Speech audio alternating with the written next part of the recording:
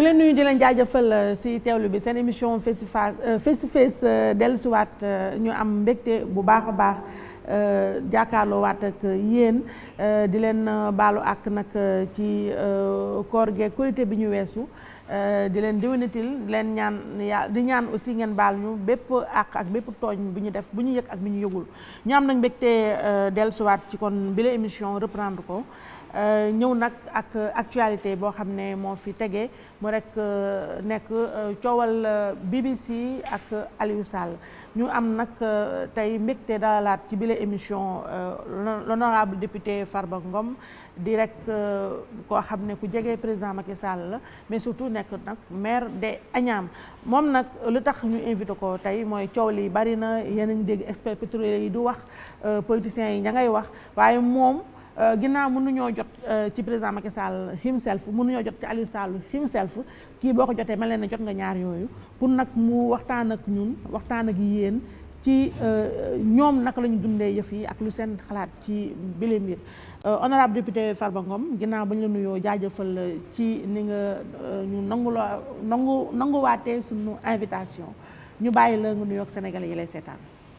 Aïssata merci maa ngi lay jaajëfal yow it di nuyu askanu Sénégal mi nga xam ne nar nañu seetaan émission bi sénégalais yi fi ne ci biir réew mi ak yi nekk bitim réew yëpp maa ngi leen di nuyu ci kàddu bi nga xam ne moom nga tàmbalee ci say kàddu man it fa lay jaar di baalu ak ñëpp sénégalais boo fi gis rek di ko baal ak xam ne julli ji bi mu weesoo yàggul kon nag man it baal naa ñëpp ak na ma ñëpp baal ak loolu farata la entre nit ak ki ko yàlla booleel loolu daal nuy ñëpp sant ñëpp di gërëm ñëpp di ci des nag ñu def ko ci kanam en tout cas bi ma paree nuyoo ba pare waaw ñu doxal alors Farba Ngom fan nga nekkoon ba coowal BBC bi yëkkati ko boobu ba léegi maa ngi déglu rajo yi déglu télé yi mais dégguma la benn yoon nga wax léegi ngay doog a waxaat lu ko waral. xam nga Aïssata mënuñoo jël loo xam ne lu Sénégal yëpp xam ne lii ay mbir la yoo xam ne dañ koo sos. rien que dafa am li tax ñu def ko. lu jëm ci président Macky Sall nga xam ne ginnaaw yàlla ak yonent bi man maa ko soppal sama bopp te yàlla tax te man xaw ma waaf loolu am fii lu yàgg ñu koy wax une semaine 10 jours boo mu ci déggul gisoo ma na la leer na bitim réew laa nekkoon xam nga ne loolu nekkuma fi yoon ba ma fi nekkoon ne ñi wax naa ak askan bi bu yàgg li ma xam dinaa ko wax du ma sos du ma créer du ma dugg ci polémique bi boo xam ne maîtriser wu ma li may wax déedéet mais li nga xam ne xam naa ko mën naa ci tontu dinaa ci indi sama xalaat dinaa ci wax loo xam ne moom laa gis. d'accord alors BBC du ñu dellusiwaat ci la ñu wax dégg naa ko ñu yëkkati tuuma bu toll ne 10 milliards de dollars ngàll ko ci noddu Aliou Sall ak Frank Timis lan mooy sa xalaat bu njëkk ci loolu la. c'est-à-dire que dama bëgg askan sénégalais xam leen ñun ay sénégalais du ñu ay nit ñoo xam ne dañoo complexe. du ñu ay complexe. li depuis 4 ans 5 ans opposition bi ñu ngi koy bëgg a yàq xel sénégalais depuis avant les élections présidentielles. xalaatoon ne foofu yoon la bu ñu war a mën a jaar pour tere Macky Sall accéder au pouvoir son 2e mandat. créer loo xam ne du dëgg. ñu ngi koy wax boobu ba tey façon journal bu nekk wax na ko fii coow bi demeewul nii BBC organe de presse la comme TFM organe de presse la comme Sen TV organe de presse la comme 2STV organe de presse comme yeneen organe de presse yi fi ne ci biir réew mi ak ci bitim réew waruñu am complexe BBC wax rek ñu xalaane li BBC wax rek dafa am non organe de presse la ñi koy wax mën nañu wax loo xam ne dafa am mais mën nañu wax loo xam ne dara du ci dëgg rien que pour indi polémique wala dañ leen manipuler bu jëm pour te ku wax ci Macky Sall lii ku wax ci Aliou Sall lii Macky Sall nga bëgg a jot. waaw parce que ñëpp nee nañu Aliou Sall prête non Macky Sall. non kii kaay ma wax la. mënul nekk loolu mënul nekk non c'est que kaay ma wax la rek. Macky Sall président de la République xaw ma keneen. mais xam naa Macky Sall ci boppam. fi mu nekk nii jamono juñ toll nii ku xam Macky Sall mën ngaa toog wala ku xamul Macky Sall mën ngaa toog di xalaat yenn yi ci kawam mais day fekk ñaar rek opposition nga chaise bi mu toog noonu yaa ngi koy xool soit à droite ou à gauche bëgg nga ci toog moo tax ngay waxee ni wala nga nekk noonu ba nëbbatu loolu mën nañ ko comprendre mais Sénégalais yi xam na ne Macky Sall bi mu fi toogee ba tey 7 ans liggéey bi mu fi def daratul ma ci communiquer ndax leer na askanu Sénégal. mais Aliou Sall mu nekk peut-être non. non c'est que Macky Sall moo dul genre boobu man. moom foofu laay waxee. Macky Sall moo dul koo xam ne neewoon na. ci njëlbeen du protéger kenn. commencé na ko prouver. ni mu ko prouver. waaw mais déggoo conférence de presse bi procureur de la République wax. procureur magistrat la. ñii bi ñuy nekk magistrat Macky Sall nekkagul président. te incha allah Macky Sall dina jeexal mandaam ñu continuer nekk magistrat. te justice Sénégal dafa nekk justice bu crédible boo xam ne boo leen dënk dossier président bu demee ba jël engagement jël dossier bi dënk leen ko. ça veut dire que muy Farba Ngom muy Aliou Sall muy Koumba Sall muy Penda muy Marème Sall. ku munta doon ci àdduna Macky Sall du protéger kenn. ci wàllu état. loolu daf ko yàgg a wax. waaw mais ñoom ñii xam nañ ko. waaw mais Farba xam nga boo nee président Macky Sall wax na ne du protéger kenn justice nangam xam nga conférence de presse bu procureur bi ñi si bëgg bëriwul ndaxte ba mu ñëwee xaw na soofantal montant yi ñu joxe oyofal na yenn mbir yi loo xamante ni nii ñu bëri jàpp nañ ne dafa ñëw pour suul coow lii nga xam ne BBC ba léegi ba léegi quand même il faut avouer que xaw na yàqaale def non déglu ma wax la procureur de la République moom magistrat la juge la du politicien xam nga ku baax li politicien di jëlee fukki junni benn affaire am ci affaire bi am 1% moo ci nekk ay mensonge 99% yëpp nekk loo xam ne dëgg la bu wér peng ñu bëgg a jël 1% bi suulee ko 99% yi procureur du def loolu du ko defal pouvoir bi du ko defal opposition bi moom du politicien magistrat la juge la mais politiciens dafa waat politiciens ñoo koy digal non ba digal ci loo xam ne dafa nekk loo xam ne lu seet waj lu ñëpp xam ne fang Sénégal yëpp xam problème mu montant quand on parle ay milliards te fekkee ne ay fukki junni la wala rien que pour manipuler opinion bi ñoom ñi opposition bi xam na ne Sénégalais yi miir nañu boo xam ne résultat bi génn le soir du 24 février 58% ak campagne bi ñu def ak li ñu wax ci lu bon xam na ne Sénégalais ils sont miir mais quand même Farba est-ce que tamit yombul choix boobu dafa nekk loo xam ne ñoom tranché nañu waaw mais Farba est-ce que yombul trop boobu ba léegi lu ne nii ngeen opposition bi ngeen bëgg a jël lépp dëxañu ko sauf que opposition bi ñoo leen xeex bu ngeen te bu ñu nee opposition yéen Abdou Mbaye ngeen visé yàq nga waxtaan bi Thierno Alassane Sall yàq nga waxtaan bi nu ma ko yàqee ak Mamadou Lamine Diallo bi ñuy def émission bu ñu buggee Sénégal yi dégluñu ñu apprécier lu ñu wax doo tudd Abdoul Mbaye ndax lan man sama jëmm bopp man Abdoul Kéba Mbaye lay waxal waaw papa mooy Kéba waaw oui man mii maa ko wax loo ko wax bu nekkuloon ku dul warkat laa la wax bu ko nekkuloon ku dul warkat mu bett ñu bëri ndax lan c'est logique xam naa dafa xam naa li may wax mais man fi muy tàmbali ak fan lay yeb xam naa ko mais man xaw ma man lan la warkat daal da koo war a nekk waaw lu mu waree maa ngi xaar moom ba mu tontama boobaa laay leeral ci askanu Sénégal li tax mu nekk warkat fan la ko jëlee waaw léegi wax ma beneen bi encore Abdoul Mbaye du ruus amul gàcce président de la République Macky Sall falu am 65% des Sénégalais votel ko mu jàll nekk président de la République waaw xalaat ne man mii président de la République comme bëgg naa liy doxal réew mi dinaa jël kenn koo xam ne c'est pas un homme politique ma indi teg ko fii ci bopp gouvernement bi mu may diriger gouvernement bi man ma nekk ci yenn yi premier ministre nekk ci yenn yi waaw mais Macky Sall moo nekk koo xam ne day sentir doomu aadama Abdoul Mbaye na fàttaliku bis bi mu ñëwee secrétariat exécutif de l'APR dugg ci biir ne monsieur le président ñëw naa xam nga am na ay baat boo ko déggee da ngay xam ne kii tricheur la li muy wax dara gëmu ko ne monsieur le président ak xam nga complexe la monsieur le président monsieur le président Macky Sall di ko neexal daal waaw c'est affaire caressé yooyu te xamul ni waa ji dund yooyu dañ koo xamut dund loolu moom honnêteté la xam ay du complexé mu ne monsieur le président Macky Sall Sall bi sax ci boppam xaw ma moom dafa am Sall boppam nu mu koy waxee tubaabel ko daal waaw tubaabel fas xam nga yooyu mooy affaire complexe yooyu monsieur le président Macky Sall je suis venu ngeen baal ma ci sama français bi xam nga ne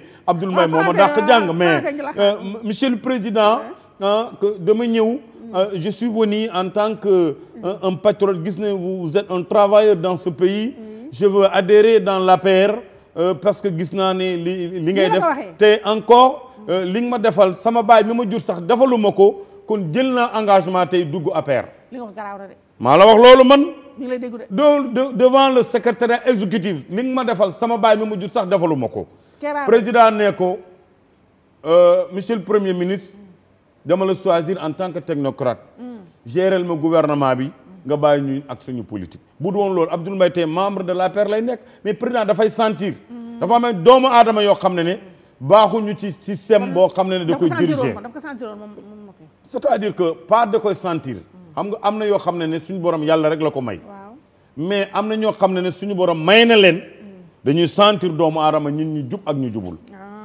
bi mu koy tànn foogoon na ne kii technocrate la c'est un banquier mën naa diriger gouvernement alors que Abdoul Mbaye dafa jaawale encore dem ñëw toog ci bopp gouvernement bi Abdoul Mbaye il croyait que yi mu daan defee fële ci banque yi mu daan diriger ak état non benn la xam nga musul am expérience ci wàllu état man mii maa ko ëpp expérience ci wàllu état xam nga lan la ma ëpp ay diplôme jàng moo ma ëpp ay diplôme ci wàllu njàng mais maa ko ëpp expérience foofu ci wàllu état mu foog na ne état mel na ne boutique buy jaay gloria di jaay vinaigre di jaay poivre di jaay laaj di jaay laurier noonu la mën ngaa toog nga waxtaan ak nit ki yenn yi rek boo demee jël ay décision di bind na fàttaliku moom Abdoul Mbaye lettre bu muy bind ci quelques mois bi ñu ko nommé premier ministre lettre bu mu bind adressé ko au ministre de l'énergie en disant que SAR la société SAR raffinage bi nga xam ne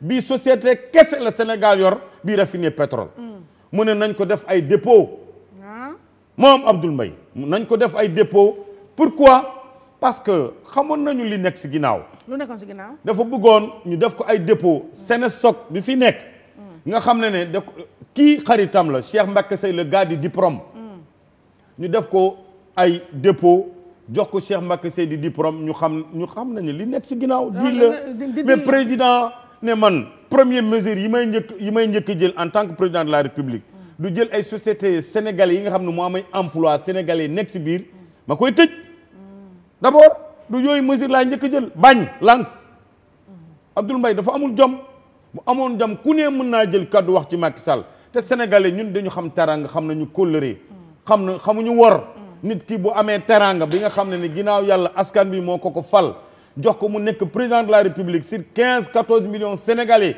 daqoo leen jàng gënoo leen xam état mu jël la teg la ci wetam jëlee la fii ndax sa jubadi toogaat si ginnaaw di ko wax yenn yi. da nga ne kon Abdoul Mbaye li ko fi jëlee mooy dafa jubadi. mais Abdoul Mbaye nee naa la loolu gën a tuuti ci li ma la wax de. loolu gën a tuuti ci li ma la wax. créé na fi bëgg na fi créé ak ñoo xam ne dañu indi ay doomu aadama. hôtel Méridien King Fahd Palace indi ay nit naan dañ leen di financer te xam nañ ni lan moo lakk woon si ginnaaw ay deal la yoo xam ne ni yëpp bëggoon na defar ay affaire am Abdoul Mbaye bu ñu ko bàyyoon année bi ñu ko jëlee ci gouvernement bi bu fa jëlaatoon 3-4 mois mu fexee ci état bi loo xam ne ni président Macky Sall sax du ko yëg. mais léegi Farba pourquoi yow lii yëpp nga xam ko te nga xaar ba li nga xëy doo ko wax te ba Abdoul Mbaye nekk si waxoo ko xanaa kon yow da ngay defante ak Abdoul Mbaye. non am leen benn affaire bu dëgër bi ngeen ko mën a wax. nga ne xaaral ma pes ko rek. non pas defante ak Abdoul Mbaye. Abdoul Mbaye moom mi ci boppam. depuis combien de temps ñu ngi fi toog di wax affaire wu Franck Timis pétrole dugg fi génn fii mais lii da ciy duggee xam nga haine. kuy waxee haine ak kuy wax koo xam ne li muy wax dafa am fu mu ko wékk logique politique moo tax mu digg wax wala en tant que opposant d'un pouvoir on comprend xam nañu opposition pouvoir dañuy sànnante xeet te réew mi noonu la bindoo. mais quand même Farba Abdou Mbaye inventé wul chiffre Franck Timis. c'est pas inventé wu ko. commission yu nee naa la Aliou Sall jël na ko. inventé wu ko maa ngi lay wax leen il faut attendre leneen sax dinañ ko fi toog.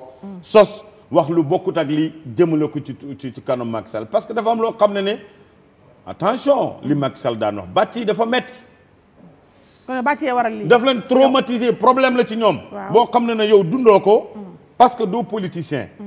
keneen dund ko budul politicien mais opposant mi yor xol bi bon ni Abdoul Mbaye ni mu ko dundee dafa garaaw comme Thierno Alassane Sall. aussi comme Thierno Alassane Sall. Thierno Alassane Sall mi nga xam ne di jaay jub. waaw di jaay jub. di jaay jub laa wax de. man maay wax ak moom man Farba Ngom.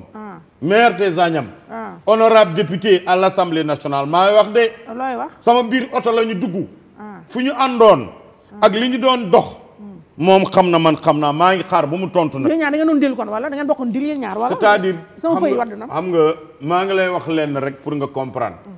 moom xam na fi ñu doon dem. moom xam na li ñu doon lijjanti. man su ma nee man du ma démarché dara pour am dara maa ngi wax lu amul man du ma complexé. parce que même ci wàllu suuf bi nga xam ne tey dama ciy yëngatu. sama démarrage bu njëkk. ci wàllu suuf courtier la. loolu je suis fier. assumé nga ko da ngay jël commission. bu baax a baax courtier la. dama nekk d'abord courtier ci wàllu kër njaayum terrain jëndum terrain. foofu laa tàmbalee dëkk Pikine li may wax loolu ñi ma defal samay amis d'enfance xam nañ ko. ma am fierté encore fi ma bokk. nekk ci ndey ci baay géwél ma xalaat ne nag nit dafa war a gëm boppam. warul nekk dépendant da nga war a yëngatu nga xool ndax yàlla dina la wuyu. li ma yàlla suñu borom may tey moom la neex mu jox ma ko. mais dama yëngatu nekk ay courtier kër. yëg di wàcc dinaa dox peut-être une semaine du ma jaay sax benn terrain. damay dox ma sama tànk yi pënd normal. mais ma koy assumer rek. dox rek. loolu dama koy assumer lu tax moom Thierno Alassane Sall di jéem a jaay njub te moom na rappelé wu man ak moom bu ñu. sama oto leen dugg man. mais fan nga doon dem yéen ñaar ban deal ngeen doon lijjanti. c'est que du deal dafa am loo xam ne moom xam na boobu il était ministre de l'énergie. ah bon sama oto lañ dugg. te ma en tant que ministre mu dugg sa oto yow. sama oto lañ dugg laa wax. moom ministre li ma waxante ak moom ñun ñaar li ñu waxante xam na ko. te temps bu ko weddee. ñu xam. mais après dafa am xaalis. dafa am fi ñu demoon waxtaane waxu xaalis la ñu waxtaane moom xam naa. ba nga jël mu jël xaalis la ñu waxtaane jël na moom nga ne jël na moom jël naa. maa la wax loolu. ku nekk jël. Thierno Alassane Sall jël naa maa la wax loolu. jël na dafa mën a wax jëlul bu waxee ne jëlul dinaa wax montant bi dinaa wax ki ko jox. te soo gisee waxuma sax ki ko jox. kooku dama koo respecté lool mais bu du woon loolu dinaa wax ki ko jox montant bi mu jël ma wax ko montant bi ma jël ma wax ko. parce que man du ma wax sax li ma jël maa ngi xaar ba mu tontu boobaa ma leeral ñaar yépp li ma jël dinaa ko wax li mu jël dinaa ko wax man dinaa ko wax. waaye Farba li nga wax nii rëy na di. waaw rëyul dara dama parce que xam nga nit da ngay assumer loo def. comme du sàcc du détournement. loolu soo ko defee nekkul loo xam ne da ngay nëbbatu mais di jéem a njaay njub di jéem a njaay man dama jub. du ma lekk xaalis te waaye Thierno Alassane bu mu ñu font nag moo dàq dóor jël ay enveloppe fii di ko def ci biir poosam nii. waaw yow na wax na ma tontu man maa wax de man maa wax na ma tontu maa ngi xaar tontam dinaa wax montant bi et dinaa ko wax. te yéen seen montant du montant bu ndaw yéen du ngeen jël ay 100 millions dinaa ko won ne ay milliards ngeen jël du ma renseignement généraux. mais dinaa wax. xam nga li xew en dehors du montant bi mu jël dinaa la wax même les numéros des billets d'argent bi mu encaissé. man maa lay wax loolu. yoo xam nga numéro billet loolu dafa xóot xam nga loolu. dama ko musul wóolu xam naa ko. moo tax saa yu may dox dara ak moom rek sóoraale naa ko. kon yow musul wóor. yaa ilaaha illallah.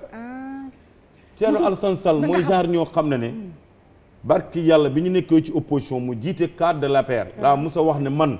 te loolu am na ñoo xam ne doy nañ ma témoin kii. bis bu ñu faloo bu soxlam fajoo moom mooy njëkk a war Macky Sall. noo ko xamee woon.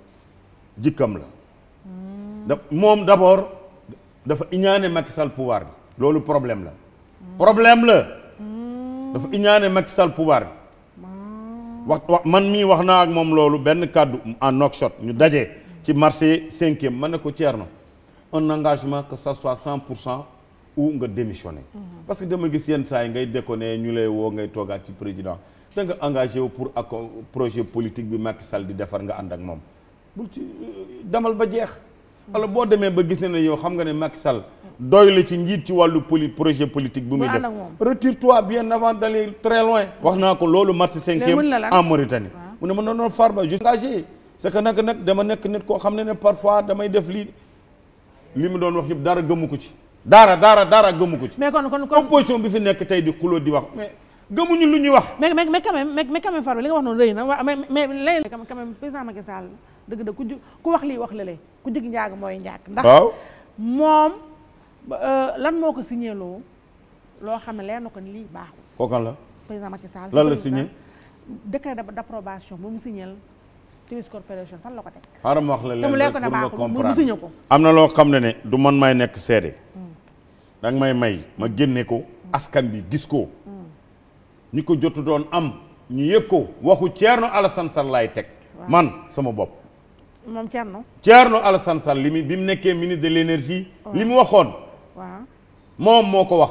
wax ko assemblée nationale mi nga xam ne aussi c'est pour le pays. loolu nag. doy na waar lool yaakaar naa bu Thierno gisee lii dina bu xamul dina jëlaat boppam tuddewaat boppam beneen tur bu dul Thierno Alassane Sall parce que dina xam ne moo ko wax jëmm bi mënul changer.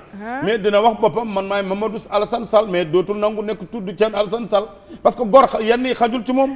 waaye kon Farba yow da ngeen waal sa ay documents. maa la wax loolu li ma indaale lu leer la. ah bon mu ngi nii.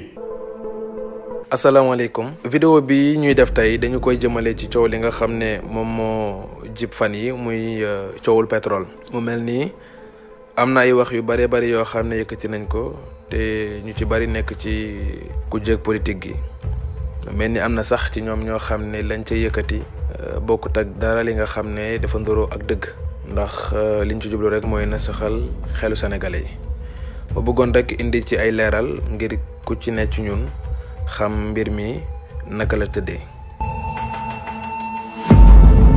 li ci jiitu mooy ñu xam ni le contrat entre Franck Timis ak État du Sénégal Abdoulaye Wade moom moo ko signé ak Karim Wade c'était le 17 janvier 2012. Les deux contrats ont été signés avec la société Petrotim en janvier 2012 pour exactement le 17 janvier 2012. waaye jotuñu ko publier ci journal officiel bi parce que defaguñ ci woon référence su décret bi moo tax bi nga xamee ne Macky Sall ñëw na ci nguur gi mu daal di saytuwaat loolu bi ma ko xoolaatee gis ne sax lañ ca cërale woon nguur ak Sénégal dafa xeeb woon lool ci la waxtaan ak ñoom ngir ñu yokk li nga xam ne moom lay nguur ak Sénégal di am ci bénéfice yi ci lañ koy yóbbu ba 58%. kon liñ mën a jàpp tey mooy nguur ak Abdoulaye Wade la ñu négocié woon président de la République daf koy yokk ba Sénégal gis ci boppam. parce que da ngay dégg ñu toog ne contrat pétrolier yi contrat gazier yi dañ ci luubal Sénégal jot na ay milliards yi milliards. yooyu ay waxi kese la. yéen a ko dégg. doy na bu ma fi yemee mu neex te am naa leneen lépp Thierno ko wax ñaari communication yëpp Thierno ko wax Thierno moo wax bii 17 janvier la boobu Macky Sall jëlagul pouvoir. contre toute attente. yaa ngi dégg. Aly Ngouille Ndiaye ministre de l'énergie et des mines présente au conseil des ministres 2 projets de décret. mais ma di ko xamal ne ko 19 janvier fekk na président Macky Sall nekkagul sax président. 19 janvier Macky Sall nekkagul président de la République jëlagul leng yi. loolee lépp dara du ci dëkk. tout est faux waaye mel ni am na kenn ci ñoom itam koo xam ne day jéem. mais léegi am nga lii. ay sat xaaral ma wax la rek. mu ne ne xëy na dañ ko naxawal ministre la woon. non ministre mais ministre waxuñu la nga fen ministre waxuñu la nga inventé. Abdoul Mbaye nee na président Macky Sall. ma ne la daf ko tooñ daf ko nax. ma ne Abdoul Mbaye moo bëggoon def lu jaaduwul c'est-à-dire comme il était là-bas à la banque. wallaay li may wax nii. ñi mës a def affaire ak moom yëpp bi mu nekkee banque fii de l'habitat. xam na ne moo dàq diil ci àdduna. commission tant que détourné woon sàccoo looy am complexe ni jël naa commission immeuble yu mu jël nii daf ko fan la ko jëlee ñu muy defal ay affaire prêt bancaire nga xam ne da leen di defal indi seen immeuble wala defal prêt bancaire ku ci nekk nga fekk ko këram yóbbaale benn mallette bu baax daaj ko mu jël nit da ngay wax te yàlla tax ñooñu ñi ko defal taranga boobu lu tax mënu leen sant mënu leen gërëm ci seen alal joob ju set nit da ngay wax te yàlla tax man koo xam ne génn nga xaalis jox ma ko billaay wallaay bu askan bi toogee bu fekkee ne sàccu ma ko détourné ma ko dinaa taxaw aw ko ba Sénégal yépp xam ne diw jox na ma waaw mais man xam nga Farba mais Thierno Alassane xam na Abdoul Mbaye li may wax ci moom ni nii ñëw bi mu ñëw taxaw devant le secrétaire exécutif Macky Sall monsieur le président Macky Sall ay waxam yooyu problème comme complexe la ba pare di naan man li nga ma defal sama pap bi ma jur sax defaluma ko kon dama bëgg a ñëw adhéré tey APR président ne ko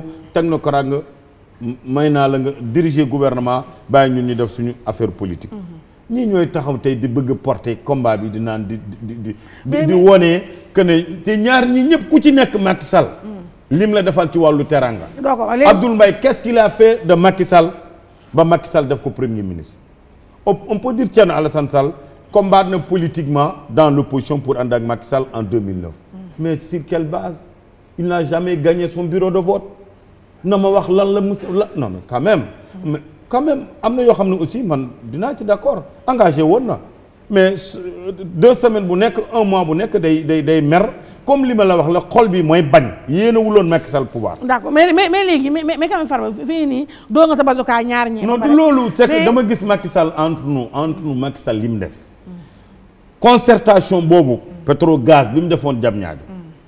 imagine décision yi président de la République jël pétrole bu amee li ñuy wax ni ci wàllu pétrole.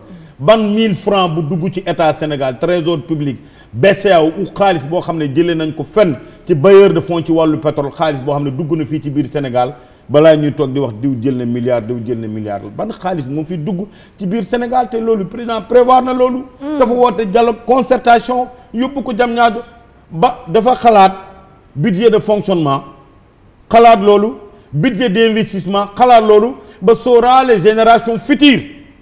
ñoo xam ne ay xale yu ndaw lañu def leneen loo xam ne benn sénégalais mosu koo xalaat def leen bett comment ne man mi ingénieur nekk président de la république xalaat nañu pétrole dina génn ci biir réew mi dinaa defar école boo xam dina former ay cadre sénégalais ñoo xam ne ëllëg ñoom ñooy taxaw diriger yor li fi nar a nekk balaa ñuy dem jëli ay tubaab indi leen ñu yor loolu Farba kooku jar naa gërëm waaw non kooku jarul gërëm kooku jarul gërëm xam lu tax jarul gërëm ay sata yow bu wax loolu wala yow léegi da ngay politique wala opposant non man duma Abdoul Mbaye waaw waxal doo Abdoul Mbaye pourquoi président Macky Sall xool ñi Ahmed Niang ba bàyyi ba mu ñëw sa yow léegi pourquoi Farba Ngom président Macky Sall ñun làqul suñu ngërëm xamoo tax fii lañu ne gouvernance sobre et vertueuse boo ko fi wax nga dégg ko ma dégg ko mu ni sama famille du ma leen boole sama yëf nga dégg ko ma dégg ko mu ni Aliou Sall du ma ko mës a jox décret loolu moo waxoon lépp waxet la def moo may ma d'accord mag yow de gouvernement non day point par point la déedéet pare gu ma déedéet sàmbal yaa ngi déroulé may ma boo buggee dajale fukki point dajale ko ci benn question wuy ma dinaa tontu juróom-ñaar fàtte ñett yi te boobaa yoo yaay am li nga bëgg sama kaw du ma ko nangu waaw waxale 30 secondes léegi waxuma benn seconde waxuma ko yoo laay xaar say question ma tontu ko waaw pare na waaw léegi jërëjëf laajteel léegi da nga ne gouvernement sobre ak vertueux wuy ma loolu la Macky Sall wax te defu ko fi lu tax defu ko fi Franck Timis mii luy Franck Timis déglu ma rek mais déglu ma xam nga bëgguma débat bi nekk débat technique parce que man bëgguma yow doo expert pétrole man déedéet du ma expert pétrole man du ma technicien yow fii dañu ñëw fii man ak yow ñu wax ay waxu politique la ñuy wax waaw dégg nga yaa ngi dégg le côté politique la ñuy wax waaw léegi ku ne xam na ni président Macky Sall njaacaar la lii mu signé moo xam lu tax mu signé kaar moo ne njaacaar da ngay naan kaar neew ma kaar njaacaar la waaw kaar moo ko tey signé li mu signé benn ngoog ñaar Aliou Sall moom mi ne woon du ma dugal sama rak du ma dugal sama mbokk ci yëf yi jël Aliou Sall jox lu gën a fii presque Aliou Sall moo gën a garaaw Karim Wade presque Aliou Sall vice président la non arrête non may ma ñaar une petite may ma ñaar bul parenthèse waaw ñett ba tey mooy ba lii yëpp amee coow li ne mag mu jug lan moo ko tere mu dàq Aliou Sall nànk indi jàmm bàyyi nguur gi doxal. maa ngi lay wax leen rek. problème dak Alioune Sall ak bàyyi Alioune Sall loolu du sama prérogative. ndax lan man damay def xam nga li ma fi tax a toog di wax. ñi nga xam ne dañuy bëgg a manipuler opinion bi ci loo xam ne dara du ci dëgg. loolu moo ma indi di ko défendre. l'image du président de la république ku ko bëgg a yàq. ma ne déglu wax la rek non xaar ma wax la rek xaar ma wax la rek loolu wuy ma rek xaar ma wax la rek.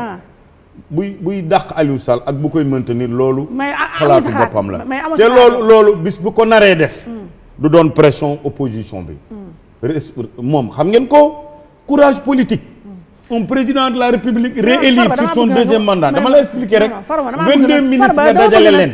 dindi leen ci gouvernement. dugalaat leen.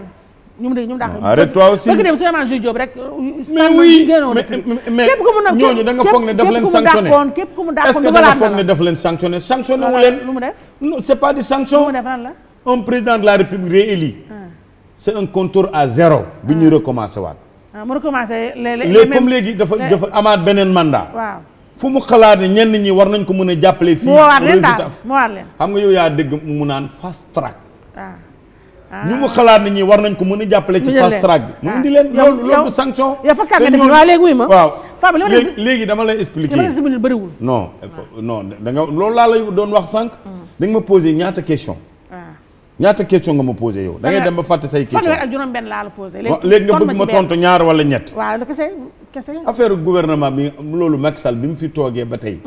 scandale yi nga daan dégg nga xam ne fi nga ko daan déggee. li gën a garaaw ci wàllu yëpp. yi gën a garaaw fi nee na. amu fi waxal non Farba xam nga Franck Timis loolu ñoom ñi ko wax. mbir mi dina leer. président de la république bu demee ba nga xam ne wax ni coow bi bëri na askan bi ko ñor jël dossier bi jox ko ministre de la justice ñu jébbal ko procureur de la république pour ñu ubbi enquête loolu mooy lan. ubbi enquête Alioune Sall xam nga Aïssatou Diop Fall. am na yoo xam ne non Farba yaa may déglu Farba yaa may may. am na yoo xam ne bu amee du la gënal. non Farba yaa may may xam nga lan laa bëgg man Farba tey vraiment comprendre naa nga ñëwee taxawaayu défense fi comme ñu ngi jëm si kan bi. waaw yow défense nga jëm man ma ñëw attaque mais dama bëgg quand même ci défense tamit nga sóoraale askan wi. sóoraale askan wi mooy lan mooy quand même man bëggoon naa nga ni ma Aliou Sall bu dëgg yàlla pour mettre à l'aise magam pour quand même àddina seen xel mën a dal ci mim réew na tekki ndànk ay ndombal tànkam ba yëf yi leer. dëgg foofu moom Farba nee ma waaw wala déet du ma la wax waaw non du aw nga man nit la koo xam ne man damay assumer li ma wax man. waaw loolu bu doon moo nekk sama bopp du ma xaar ba nga posé ma boobu question dama koy wax déedéet pas que nekkul sama bopp ñaari affaire du ma ko def prérogative boo xam ne président ko yor du ma si dugg ndax xam naa aw ma niveau intellectuel mais yàlla jàppale na ma ci 7 ans yi jàng naa ci lu bëri xam naa luy état boo amoon niveau intellectuel toj fi yow waaw loolu adduna la loolu mbirum yàlla la beneen bi ci topp président de la république miy jëlaat dossier bi jox ko procureur ñu nar a convoqué ñëpp pour leeral askan bi loolu bu dee ay rapport faux rapport yu ñu defoon te ñi ko def sax xam nañu ay nit ñoo xam ne dañu amoon ambition nekk candidat président de la république foogoon nañu ay jigéen lañu ñoo xam ne seen xarañ dina tax ñun ñi jiite leen yow la nga bañ a wax yàlla dogal déglu wax la rek suñu borom dogal parrainage bi ñëw ñu xam ne duñu am sax seen biir kër ñii liggéey seen biir kër sax duñ leen parrainé ñu daw Moustapha Diakhaté moo ma la gënal ndekete ci lan pourquoi Moustapha Diakhaté gënal ma la mooy gënoo ko nekk APR Moustapha Diakhaté yaa ngi may tooñ nag non may ma yow yaa ma njëkk a tooñ non tey wuy ma rek Moustapha Diakhaté gënoo ko nekk APR tey Farba di nga noppi déglu ma piège boobu du ma ci dugg du ma tontu ci loolu ñemewu Moustapha Diakhaté waaw d'accord naa naa micro wax yomb na mais jàkkaarloog Moustapha Diakhaté wax yomb léegi ma ne la tey da nga jaay guerrier ak du ma bëgguma nekk guerrier sax bëgguma nekk guerrier mais bëgguma nekk guerrier mais nekkuma tapet moo tax tey question boobu bi nga may wax am na ay pièges yoo xam ne li ci gën a bëri yeneen dugal nit ñi piège boobu tey du ma ci dugg de du ma tontu boobu du ma wax tontu ndax man dégg ma may ma wax de am naa kóllëre du ma war kat non waxuma dama ne man laa wax yow Farba sama bopp laa wax waaw su ma jàppee du ma bàyyi waaw bis bi ma décidé di bàyyi Sénégal yëpp dañuy xam ne bàyyi na man du ma tricher ci wàllu relation je suis sincère ci lépp lu may def waxuma da nga posé ay question nee ma liw man tey du ma tudd turam wallaay te sama émission du ma ko yàq waaw wuy ma may ma ko piège boobu du ma ci nangu waaw wuy ma may ma li ma wax yëpp ba pare nga bëgg ma yàq sama émission may ma ko may ma ko maa lànk ko jël naa ko foqati naa ko. waaw maa lànk laa wax. Moustapha Diakhaté lu tax posé ma yeneen question mu tontu Moustapha Diakhaté pourquoi mu gënal ma la Moustapha Diakhaté gënoo ko nekk APR waaw jëlal gënoo ko nekk nandite waaw gënoo ko nekk jëriñee gënoo koo ko fit d'accord mu taxaw askan bi ñor ko mu taxaw ne carrément ba tey président Macky Sall dégg nga dafa war a jël courage am dàq Aliou Sall bu bañ a xajamal mandat xam nga lu na yow mënoo ko wax yow xam nga politique kaay ma wax la rek Macky Sall moo newoon du jël Aliou Sall jox ko décret. waaw d'accord naa wax nga loolu. waaw mais kaay ma wax la politique Aïssata Diop Fall. Aliou Sall mii fan la juddoo. fan la juddoo fi Macky Sall juddoo. Fatick waaw. yàlla suñu borom mii di may indi ko def ko maire de la ville de Guédiawaye. waaw président de la République. un chef d'État. waaw wala njiit ci wàllu politique. waaw da ngay déglu say militants. parfois da ngay jël ay décisions yoo xam ne du sa coobaree bopp orientation militant yi la. loolu dafa bokk ci wàllu politique. nomination bi mu wax CDC bi mu jox banque réew mi. mu jël ko laisse-moi ma terminer rek. da ngay gis tey xam nga man maire laa fi ma dëkk man. musuma toog ma ne Agnam candidat laa pour nekk maire. population bi ñoo jël seen orientation bi doxal ko ginnaaw yàlla ak yonent bi ñu paree élection ba pare ñoom ñoo toog ñu ne yaay nekk maire choisir ñu premier adjoint choisir ñu deuxième adjoint foo mës a gis loolu. du sama xarit du dara mbirum yàlla la. ci suñ borom laa koy delloo. yenn saa yi mën nga jël décision yoo xam ne nga ne lii duma ko def. mais tant que wàllu politique bi la. waay Aïssata Diop Fall imagine regardel histoire politique bi fi ne ci biir réew mi. Ousmane Tanor Dieng. nekk président du Haut Conseil des collectivités territoriales. Moustapha Niasse nekk président de l'Assemblée nationale. Madame Mimi Touré nekk président du conseil économique social environnemental. boobu supp kànja yëpp. yàlla suñu borom jaxase ko. ñooñu tey déglu wax la rek.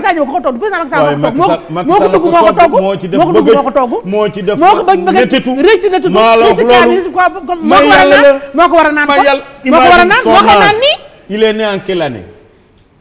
Il faut voir l'histoire politique de ce pays. nga départ 1960 bi ñuy am indépendance. ba tey coalition bi ndax mos na am ci biir réew mi. lu mu président Macky Sall lu mu toj lu nandite ak duut gaay duutaate la fi nekk. xanaa yow da ngay da ngay fàtte d'abord ndogal yàlla. benn bi ndogal yàlla la lii suñu borom a ko dogal.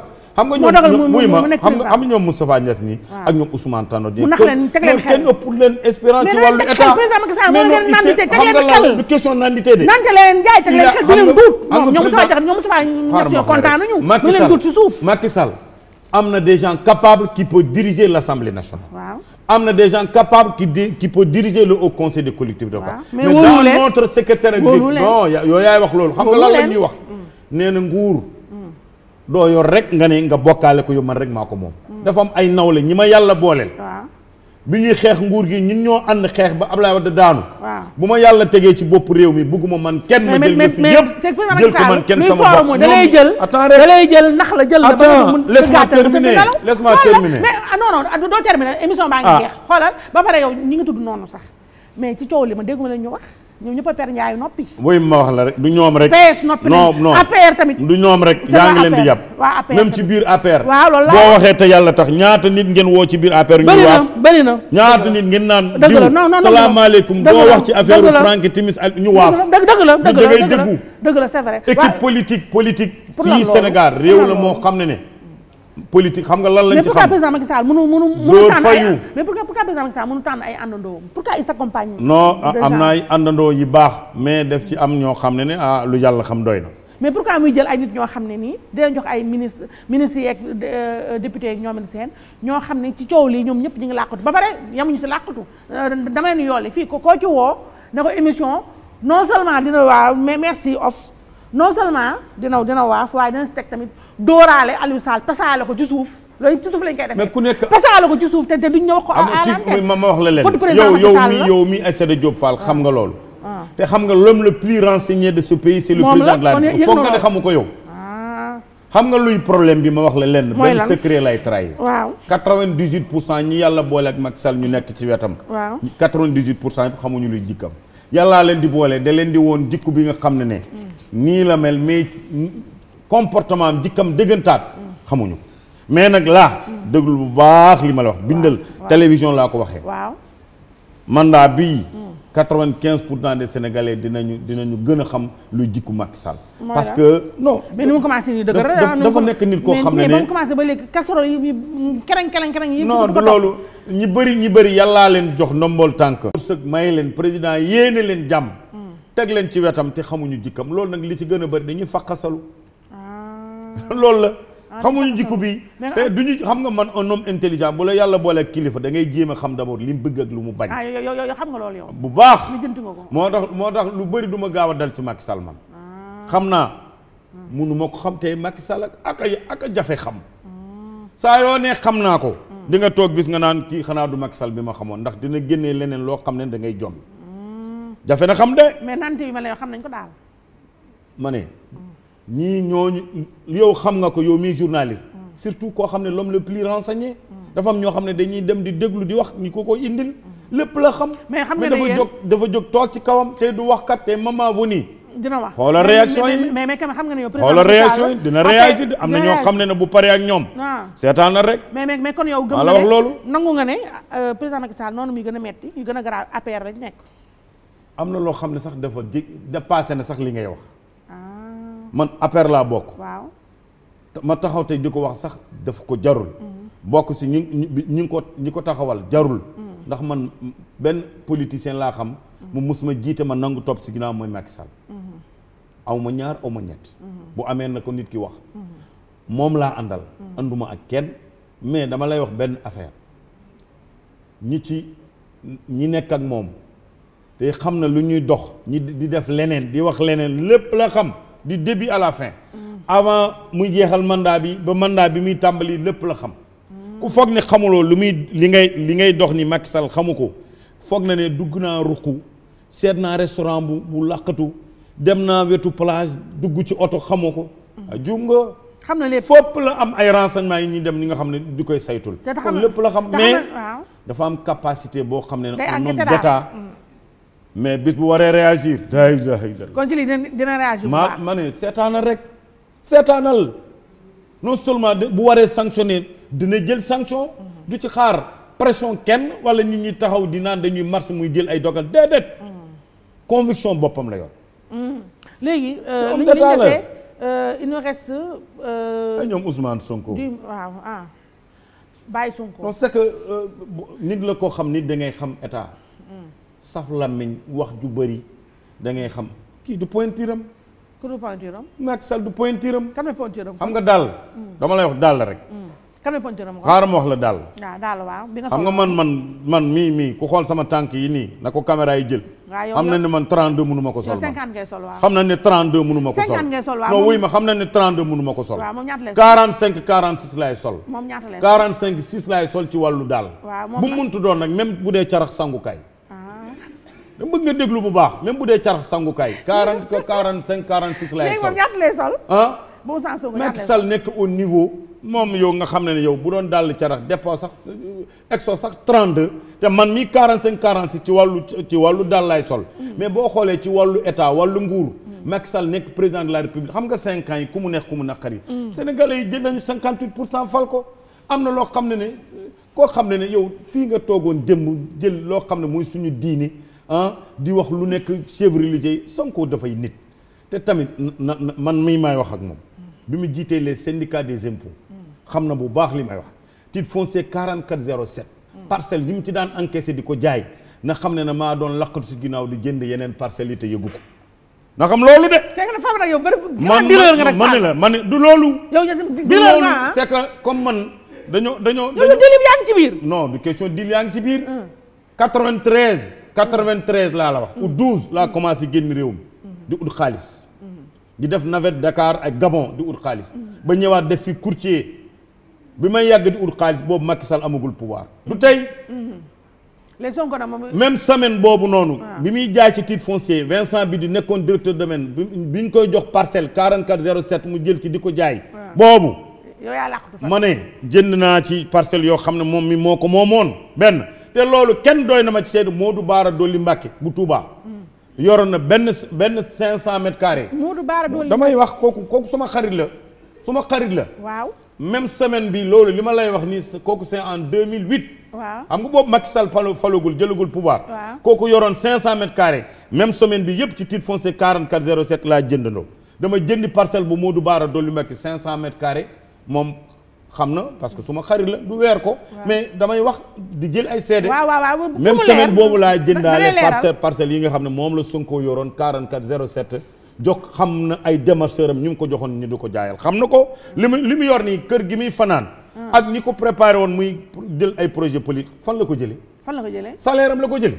waaw salaire yow ëpp la salaire yow. waaw man ngaa 200 000 yow ëpp la salaire. aw ma daal 200 000 arrête toi aussi. mais ma ñaata lay fay ko moom kon salaire am mën na ko may loolu. ma ne fan la salaire Sonko mën a may mu jënd sax oto bu rafet lan cuisine di ko dawal. fonctionnaire lan cuisine li ngay dawal lay dawal yow te moom ngay dawal. bàyyi man damay dawal lan cuisine mais am na fi ma ko jëlee nañ ma woo ma wax. man bi may jënd lan cuisine Mbaye Gueye EMG jaay ma lan cuisine Macky Sall falugul jëlagul pouvoir man. du 0 999 MT. mais vraiment Matam ji lan cuisine 0 kilomètre. maa jógul Dubaï 0 kilomètre la ma Mbaye Gueye EMG jaayee demuma Dubaï demuma Qatar demuma feneen. Mbaye Gueye bu EMG mii moo ma jaay. sama premier lan cuisine sama premier Prado. CFAO ñoo ma ko jaay. ñoo ma ko jaay 0 kilomètre. ma jógee ci Prado nit day dox di yokk. waaw. ma jënd lan cuisine mooy bi nga Mbaye gaare Gueye EMG de du bi ma gaaree fi nii Mbaye Gueye EMG moo ma jaay sama lan cuisine 0,99 Matam laa ko kiyee mais boobu am na fi ma ko amee te jëluma benn crédit dama ñëw fay moom mii di dawal lan cuisine ay oto nañu wax fan la ko jëlee moom Ousmane Sonko na ko wax man na wax ne jël naa fi commission xam nga nit ñëpp déglu nañ ci wàllu voie orale mu négocier 12 milliards yoo xam di ko négocier ci wàllu commission lu leer la te loolu aussi dinaa leen ko tegal fii ci ay quelques jours pour askan bi xam ne ne lii moo ko fi waxoon lii dama koo dencal TFM non xam nga boo yoree say cartouche yëpp génne ko benn yoon bis dana ñëw doo am looy génne lii dama bëggoon ñamal Sénégalais yi rek Thierno Alassane Sall mën naa mu changer tour ci ay quelques jours yu néew di mën naa mu changer tout parce que gor mënul yenn yi. bu ko changé mu tudd Farba lay tudd wala mun Farba Sall wala moo xam lan lay tuddee boppam mais waxoon lii tout de suite nga ñëwaat di wax lii tey sa wax ñu ngi nii génne nañ ko te mënoo koo weddi jëmm bi déjà mënoo koo changer. mënul maquillage mënul def masque. waaw léegi. mënul def masque léegi Farba dóor nga li ngay dóor. dóoruma. dóor nga. c'est que daf xam nga lan la luy sama problème Aïssatou Diop Fall.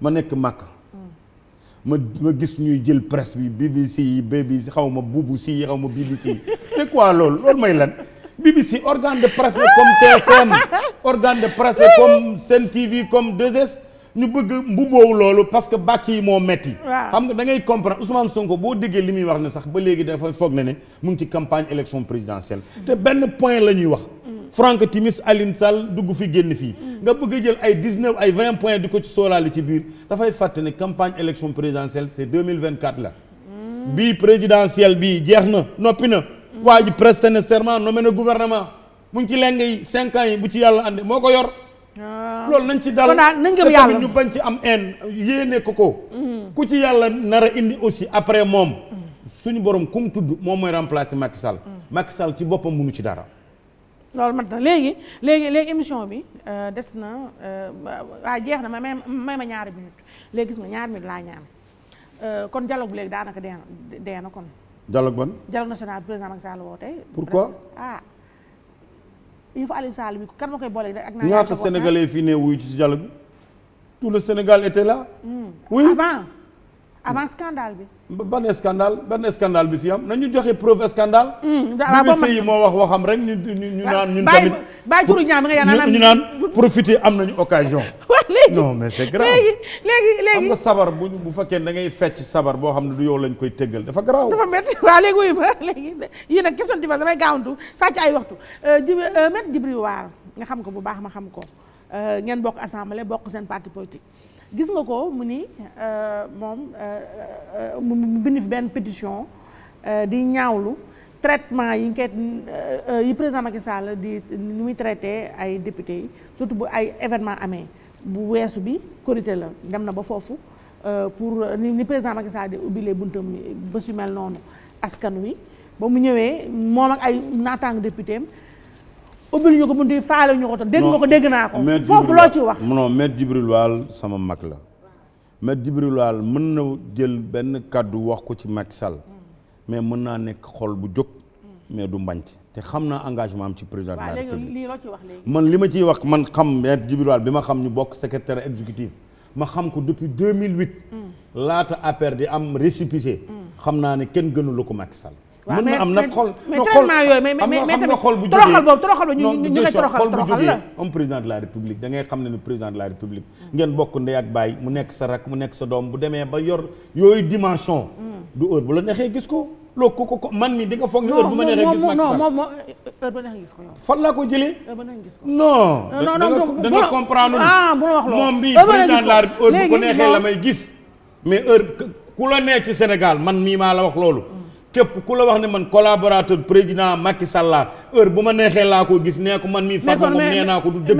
mais wuy ma Farba wax man ci télé laa ko waxee waaw wuy ma dama nit weddi waaw wuy ma non kon xanaa kon nit ñi dañ lay waxal lu amul yow ma dégg ñu ni remandement yi sa kër gi dafa fees amul ministre de la woo DG de la woo loolu ay noonu la rek noonu la ci est-ce que sa jëloo ci commission comme yow da nga jël ay commission ñoo ko ay noonu la ci biir APR xam nga ñun am nañu ay noonu personnel ay yoo boobu nu mu tudd anofel anofel femelle waaw yow bu bon moo nekk suñu biir boo xam ne ñu ngi ñaan yàlla suñu borom indi ñu yotox bu garaaw kii ko rek mu dee benn yoon ndax APR laa banti biir seen xol set ci seen bopp loolu maa ngi ko ñaan suñu borom jeex na maa la wax loolu Farba Ngom bàyyi sa feuille tàggatoo seen émission jeex na Mamadou Lamine Diallo il faut ma dóor ko waaye mais Farba Ngom est-ce que nga ñëw fii léegi nag bu fekkee ne bëggoo ma wax ko ma bàyyi waaw loo ci wax fa bu fekkee léegi yow it opposant nga je suis content de opposant la nga ma xam nga sama jaune nii Mamadou Lamine Diallo loo koy waxal bi mu nekkee conseil technique Habib Thiam